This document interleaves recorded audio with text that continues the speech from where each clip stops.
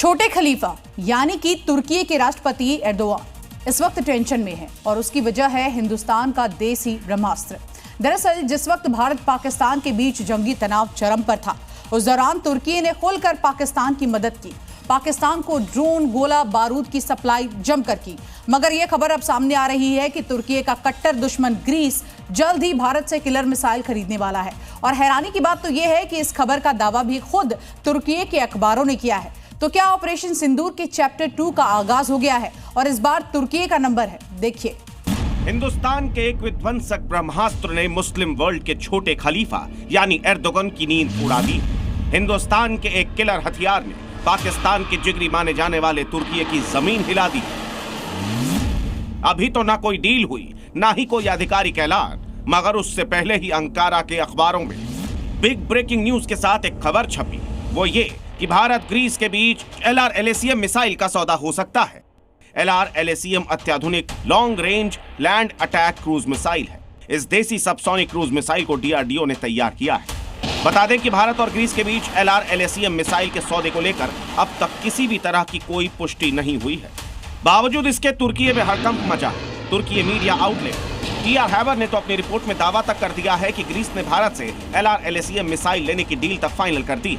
ऐसे में आप भी सोच रहे होंगे कि आखिर भारत की देसी LR-LACM मिसाइल के नाम से तुर्की क्यों कांप उठा है। आखिर DRDO के इस ब्रह्मास्त्र की ऐसी क्या खूबी है जिसके चलते छोटे खलीफा यानी एर्दोगन की भी जान हलक में अटकी हुई है।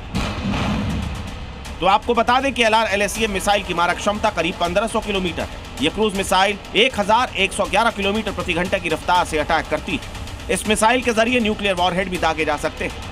सटीक निशाना और रडार को चकमा देने में इसे महारत हासिल है। यह मिसाइल S-400 डिफेंस सिस्टम को तबाह कर सकती है। LR-LACM को युद्धपोतों से भी फायर किया जा सकता है। LR-LACM मिसाइल की सबसे बड़ी खूबी है टेरेन हगिंग फ्लाइट पाथ, यानी धरती से काफी कम ऊंचाई पर उड़ान भरने की क्षमता, जिसके चलते ये किलर मिसाइल किसी भी रडार या एयर डिफेंस सिस्टम को बड़ी ही आसानी से चकमा दे सकती है।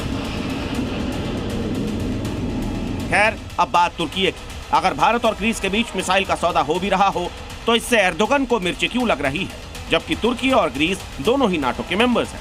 तो आपको बता दें कि दशकों से इन दोनों देशों के बीच अदावत का सिलसिला आज तक जारी है और उस अदावत के पीछे की वजह है जमीन विवाद। दरअसल पूर्वी भूमध्य सागर में एजियन द्वीप समूह मौजूद है जिस पर तुर्की और ग्रीस अपना अधिकार जमाते हैं। इस समुद्री इलाके में तेल और गैस के अकूत भंडार है।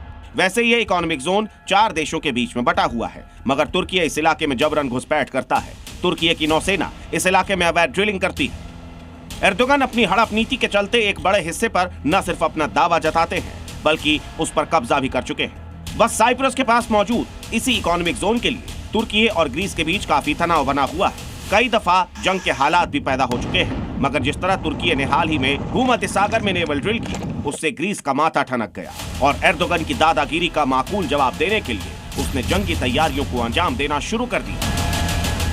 इसी बीच ये भी खबर आ रही है कि ग्रीस ने भारत से LR-LACM मिसाइल का सौदा किया है। बस इस खबर के आने के साथ ही मुस्लिम वर्ल्ड के छोटे खलीफा की टांगे कांप रही हैं, क्योंकि अगर LR-LACM ब्रह्मास्त्र ग्रीस के जंगी खाने में पहुंचा तो इस मिसाइल की जद में सिर्फ तुर्की की राजधानी अंकारा नहीं बल्कि पूरा तुर्की ही होगा। और तुर्की को ग्रीस से ज्यादा डर भारत से इसीलिए भी लग रहा है क्योंकि भारत से जंगी तनाव के बीच तुर्की वो मुल्क था जो पाकिस्तान का मददगार बना था। One border, two adversaries. So we saw Pakistan one side. So Pakistan was the front face. We had China providing all possible support. China perhaps has seen is that he is able to test his weapons against, say, various other weapon systems that are there. It's like a live lab which is available. तुर्की को क्या लगा कि वो भारत के दुश्मन को खुलेआम मदद करेगा, उसे ड्रोन और हथियारों की सप्लाई देगा और हिंदुस्तान चुपचाप बैठकर देखता रहेगा। बता दें कि तुर्की के इस वक्त बिलबिलाने की वजह यह भी है कि पिछले महीने भारतीय वायुसेना के प्रमुख AP सिंह ने एथेंस का दौरा किया था और ग्रीक वायुसेना प्रमुख से मुलाकात की थी। लिहाजा तुर्की को इस बात की आशंका है कि इसी दौरान भारत और ग्रीस के बीच LR-LACM मिसाइल को लेकर बात हुई होगी।